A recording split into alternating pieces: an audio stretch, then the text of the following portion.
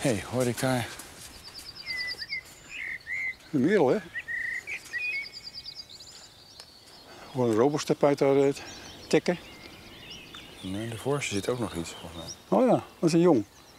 Dat is vrouwtje, ja. Kijk, hij blijft toch wel mooi zitten, die... Die robotstep, ja. Die laat zich wel zien. Ja. De robotap, afgekort. Toen ik begon zaten er 2. En nu zitten er 100 een beetje nu. En je zegt toen ik begon, hoe oud was je toen je begon met 68 was ik 20.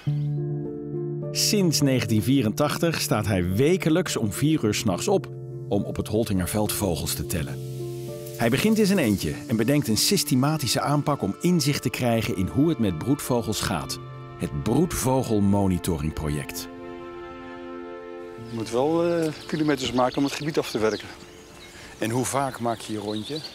Nou, 1 keer de 10 dagen ongeveer. Oh, de grote lijst weer.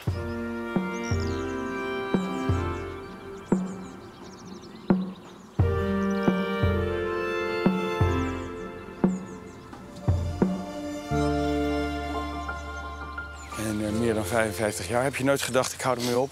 Nee, zeker niet. Nee. Op een gegeven moment werd mijn werk ook nog, hè. Ja. Ik heb met zoveel gewerkt jarenlang. Vogelonderzoek. Ja, en daar moest ik dus dit soort werk moest ik andere mensen uitleggen wat ze moesten doen. Punt uit. Ja. En dat heeft goed gewerkt, ja. Ja, veel mensen opgeleid. Zeker, ja, zeker. Tegenwoordig tellen bijna 2000 vrijwilligers ieder jaar op zijn manier 70.000 uur veldwerk. Je ziet ook wat er met al je tellingen en al je monitoren gebeurt. Ja, zonder meer, ja, zeker. Ja, en wat gebeurt er ermee? Nou, ten eerste heb je je eigen gegevens natuurlijk leuk, dat je je eigen trendjes kunt maken. Ja. En daarnaast heb je natuurlijk landelijk kun je ook allerlei ontwikkelingen zien waar jij een deel van uitmaakt. Ja. En tegenwoordig komt er steeds meer informatie beschikbaar over broedsucces.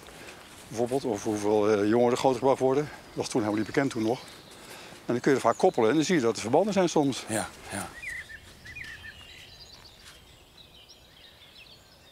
Kan er dan ingegrepen worden? Ja, moeizaam. Maar soms gebeurt het wel, ja, zeker, ja. Op basis van die gegevens? Ja, bijvoorbeeld, ja. Maar gebeurt het nou ook wel dat wij gebieden nieuw inrichten of iets anders doen waardoor er een soort weer opkomt? Ja, daar heb ik hier voorbeelden van. De watersnip bijvoorbeeld, die was bijna verdwenen.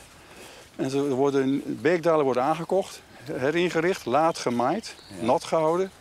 En ik heb overal weer watersnippen. Kijk. Tientallen echt, ja, zeker. Kijk, dat geeft dan hoop. Nee, ik denk ook de enorme toename van de grauwe kalwier in deze hoek van Drenthe is mede te maken door alle inrichting van de aangekochte cultuurlanden die een natuurgebied zijn geworden. Het allemaal struikvorming en insecten die er terugkomen weer. Nou ja, dat is wel heel fijn toch, dat jij ook dat soort ontwikkelingen ziet. Zeker, ja. En dat je niet alleen maar dingen ziet verdwijnen, maar ook... Boerenland is natuurlijk een puinhoop. Ja. Dat is al zo vaak verteld, dat ga je nog een keer herhalen. Ja, dat vind je een langspeelplaat met een kras erin. Ja, precies. Goh, prachtig is dat, zeg. Er komt nu al een beetje kleur in, hè? Ja, zeker. Dat is mooi, hè? Al die doorkijkjes, ja. Het heet het Holtingerzand, Het is echt heel mooi. Ja, zeker. Ja. Boompieper daar weer.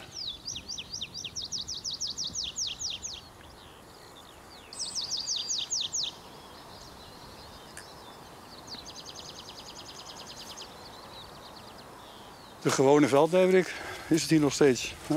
En de boomleverik zit hier ook? Ja, zeker. Ook zo'n 50, 60 paar.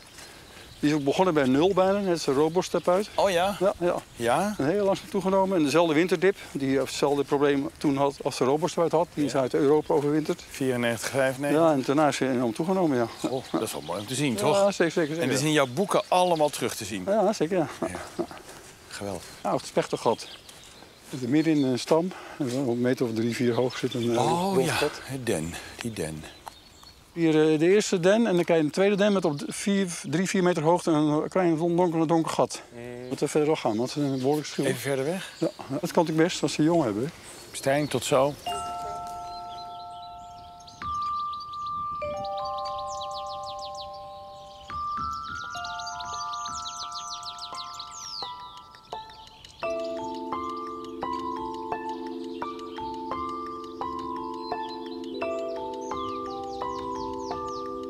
Een gezinnetje grote bonte specht zit hier voor mij in de boom. En heel druk aan het zoeken naar voedsel. En wat volgens mij gebeurt is dat een van de ouders flink aan het hakken is in de bast. En als hij dan iets gevonden heeft, dan stormen die jonge grote bonte spechten, die toch al best wel groot zijn, stormen erop af in de hoop dat ze nog wat te eten krijgen. Maar ik heb het vermoeden dat ze zelf moeten leren zoeken.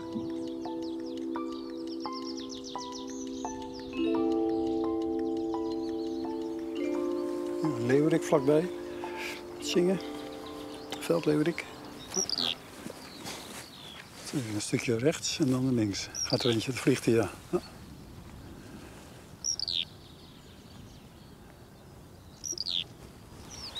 En hoe heeft de veldleeuwerik zich ontwikkeld de afgelopen 50 jaar? Heel wisselend.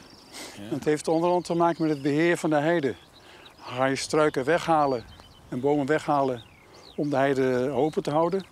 Dat vindt de veldleeuwerik prachtig. Ja. En als je het langzaam weer laat dichtgroeien, vindt de leeuwerik niet zo leuk. Dan neemt hij weer een aantal af. Ja. En die golfbeweging kun je een aantal keren goed zien, ja.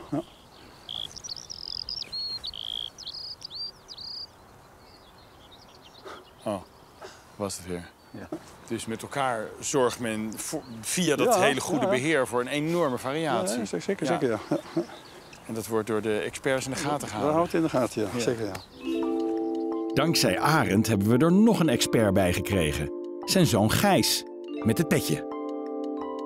Ook aan hem hebben we een inzicht te danken in hoe het met onze natuur gaat.